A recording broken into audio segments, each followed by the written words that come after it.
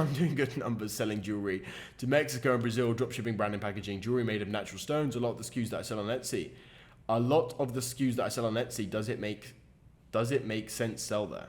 Yes, 100%, bro. If you've already got the operations in place and you've already understand which products are selling well on Shopify side of things, 100%. Thing is, it's not going to cost you a lot of time nor money to actually sell on the Etsy marketplace.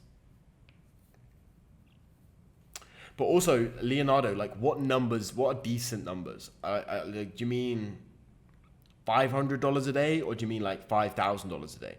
If you're doing like over $1,000 a day, I would typically be like, just focus on Shopify G. Don't even worry about Etsy. If you're doing like a couple $100, $500 a day, like pretty small, then I would say Etsy's a good way to do it. Like, I don't want you to get shiny object syndrome, because I know I've had that in the past. Like, my first ever Etsy store was a store for my sweet store, which I started 2.5 years ago. And that store just took up too much of my time. It got 100 orders. I didn't even realize I had 100 orders, in fairness.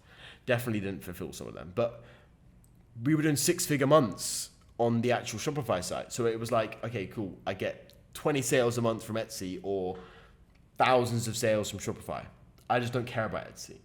So it was just taking brain power, and it was just bad because I was losing money on the actual Shopify site. Super quick interruption. After you finish watching this video right here, go check out the video that's the top link in the description, where I detail exactly how I made over £200,000 from Etsy dropshipping in just 3 months. Go check it out, but watch this video first.